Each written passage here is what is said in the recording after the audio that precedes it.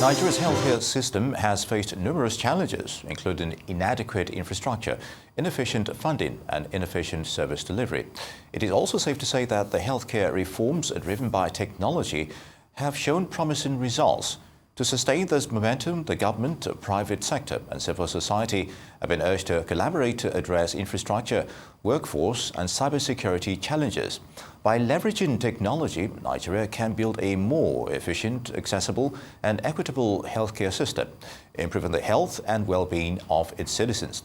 Dr. Anthony Aduro, a healthcare practitioner, joins us now to delve into healthcare reforms in Nigeria with a perspective of technology-based virtual telemedicine. Good to have you here on the Rise News, Doctor. Thank you so much for inviting me, and I'm really glad to see that we're moving towards a positive step to actually improve the healthcare system in Nigeria. Very good. Yeah. Now, from a general point of view, perspective, where is the Nigerian healthcare sector in terms of technological application? Technological application in the system is still a little bit way behind when we're actually trying to compare with a comparable kind of economy in the world. We have very good technologists, and them, like cyber securities, and like all those guys that are there to actually improve, or in improving the system, we have the manpower is actually there, but they are immigrating, they are actually going out because of the structure in Nigeria. So we're still very far when you want to compare to other, nations that are like economy. And the result is just like we are not where we're supposed to be. That's what I'm just going to probably put forward, that we can actually discuss. We're nowhere near what we're supposed to be. Nigeria has gone far when it comes to, like bringing people, having all these people that are learned, and then they are also able to do things, wonderful things. They are not here, they're outside there, and they're doing it outside there. Talking about telemedicine, which is, of course, a branch of technology in healthcare, how far would you say we've come? Especially seeing that there are when it comes to regulation, we've not seen much of regulation in the area of telemedicine. Also, there's little or no research to back the validity or authenticity of telemedicine, especially in this part of the world. Telemedicine is just one aspect of maybe the area of, like healthcare system that can actually improve the lives of so many vis-a-vis what we have today. But where we are, I know that we don't have enough research or, there's an output that can support adequate utilization of telemedicine, but we have very few that are there. Maybe if you look at maybe some few organizations that are there, World Health Organization, some other areas of maybe people that are sponsored from outside there to come and do. They have kind of visited some couple of areas, but they are still very close to the main city, like Lagos area, Ibadan area, and all those kind of region, a little bit further. You need this thing to be able to sustain, to be able to successfully serve the people, to be able to successfully actually improve the healthcare system of your nation. Those that are in rural area, further, they're the ones that are suffering more, or that's why we have even more of the population that has no access to quality healthcare system. And these are the areas that could be supported through telemedicine. Research is actually limited to certain area that is a little bit more urban rather than the rural area. That's where we are just looking at issue of maybe you are not reaching to the needy. You're still actually reaching to those people who can afford. Yeah. Well, I was going to ask you that question because you've just more or less answered it. But what you're saying now is that the healthcare reforms regarding technology in Nigeria is not all-inclusive, especially there's a dichotomy between the urban and the rural areas at the moment. So let's take a look at the healthcare reforms, regarding technology as well, which sector actually needs the most urgent attention above all others? Infrastructure is the main whatever that is just going to, if you are not able to provide access, good internet, good maybe telecommunication system, also you'll not be able to actually provide this thing.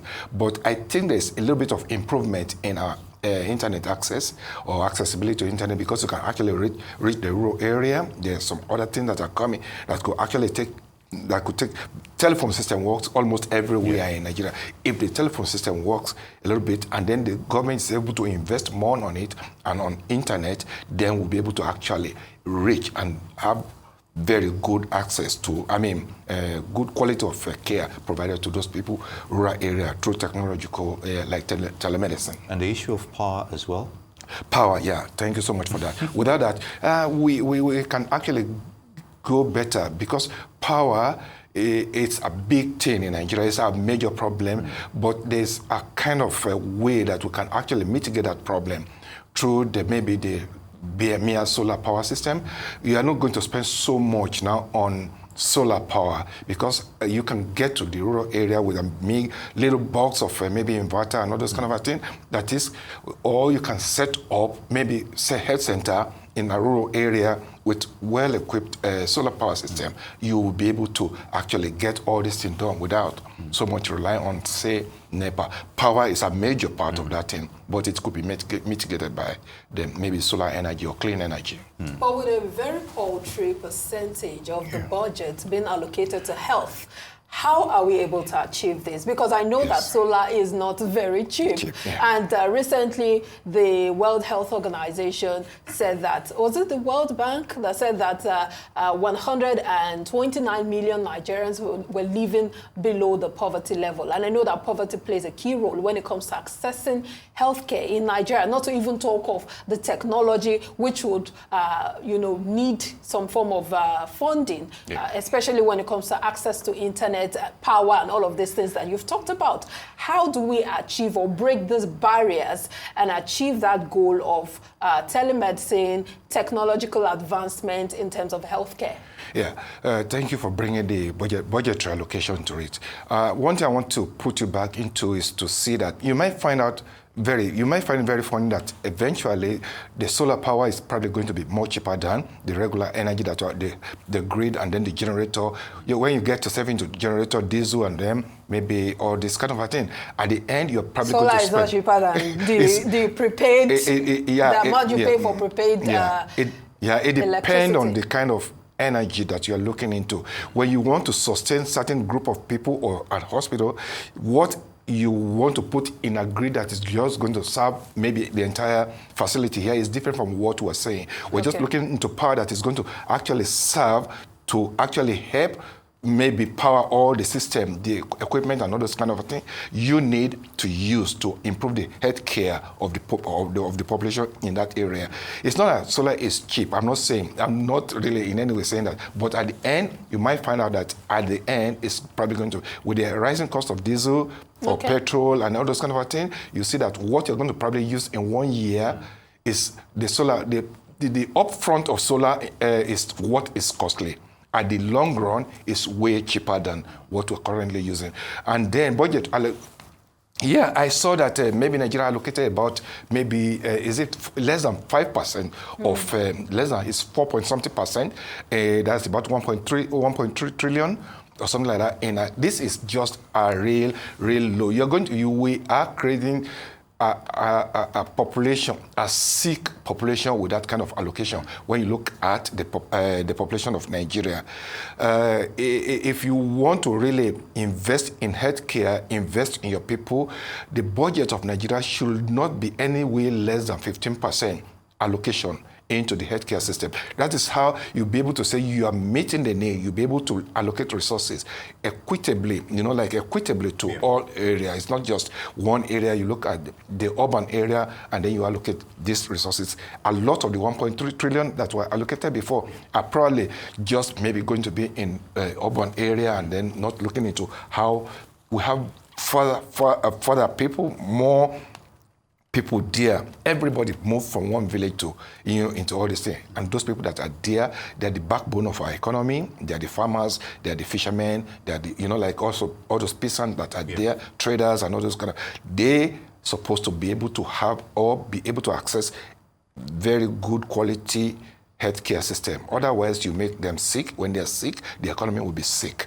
Yeah. All right, Dr. Aduro, I've been in scenarios where I've visited 1 or 2 hospitals and specialist hospitals, especially when it comes to cancer treatment, and you can't help but marvel at the level of equipment that are brought in And we're not talking about 5 or 6 year old equipment, but ones that are almost currently updated, as it were, probably a year or two ago, as it were. But in that scenario, you can't help but think the quest for technological advancement in telemedicine or in every aspect of healthcare, as you've enumerated, is being spearheaded by the private sector of the healthcare system.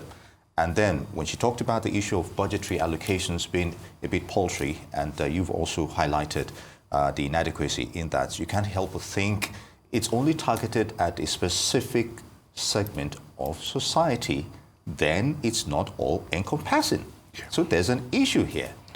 Not that alone. It becomes so, unaffordable to those people that affordability are too. Affordability, yes. Because when you are not able to afford the healthcare system, it doesn't matter what is there.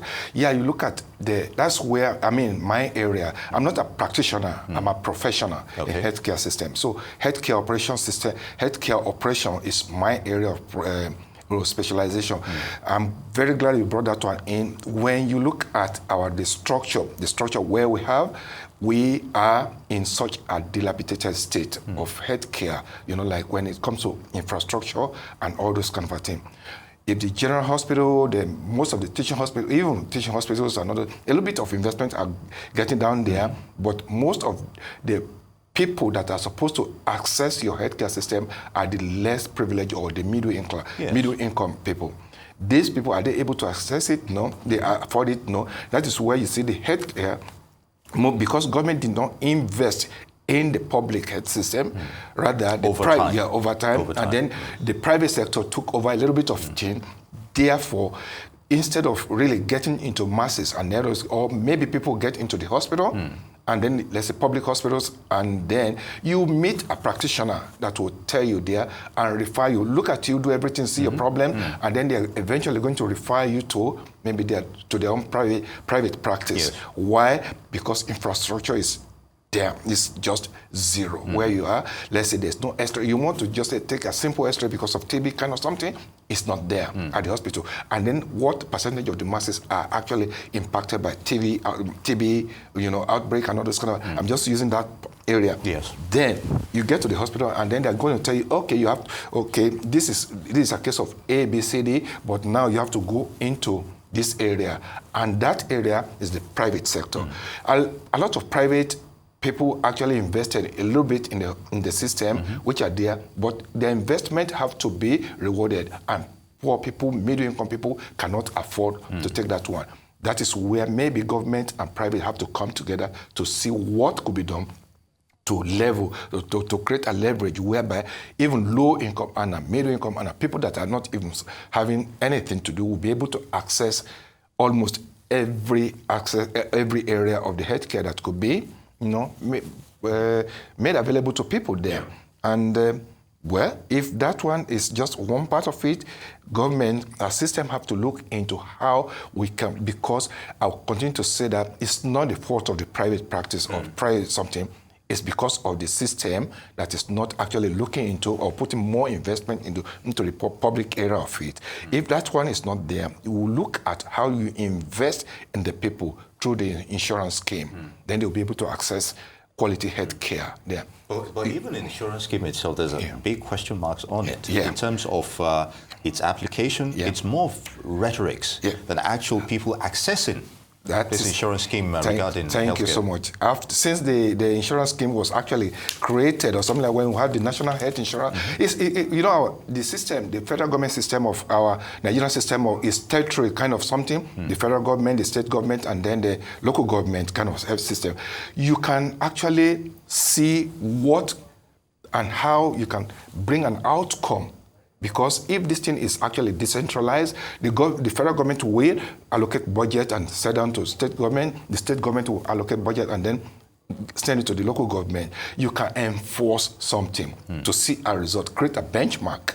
Then you see, so it's the benchmark where you see that, how many people do you insure in this thing? How many, because it's the middle income people and the low income people, that is the backbone of our economy. You can't think about it, maybe 5%, 0.5% of the rich people that are there to build. You can't build from up to down. You have to build from down to up. Well said, but let's look at manpower. Yeah. When it comes to brain drain, we know that one sector that has experienced brain drain is the tech sector. And if you want to build the healthcare system in Nigeria through technology, you would need those that are technical or technologically savvy. Yeah. People who have the technical know-how. Yeah. How can we deal with that issue of manpower when it comes to applying technology to the healthcare system? It's investment in people. Like you said, before that, one of the major problems of healthcare crisis in Nigeria is the brain drain, and then the migration, kind of medical tourism, kind of migration of medical. All our doctors, experts, and they are moving out because the resources are not here, the infrastructure are not here. Even our technical, when you look at Nigeria today, look outside there. I'm based in US. Look outside there. When you meet top Nigerian, like when it comes to technology, you're going to, by the time they're naming 3 or 4, Nigerian name will come there. Whether it's the healthcare practitioner, by the time they're naming 3 or 4, Nigerian name is there, and so on like that. But if we don't invest in our people, they look for greener pasture outside. That is where we are. That is why everything is still coming back to how do you just get down to the baseline here and see that, okay, we're going to get into our own technology. Because Nigeria is very advanced Nigerians, they are advanced when it comes to technology and all those kind of know-how. We have those experts, we have all those guys. But if we don't invest in them, they're going to go out and look.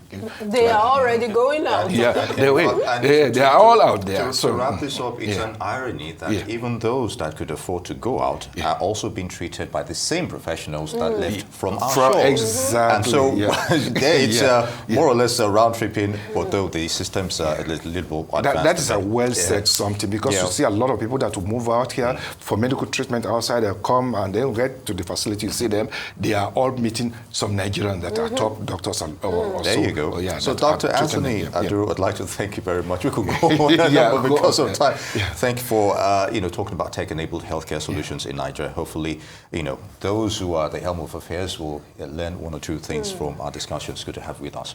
Thank you so much for bringing.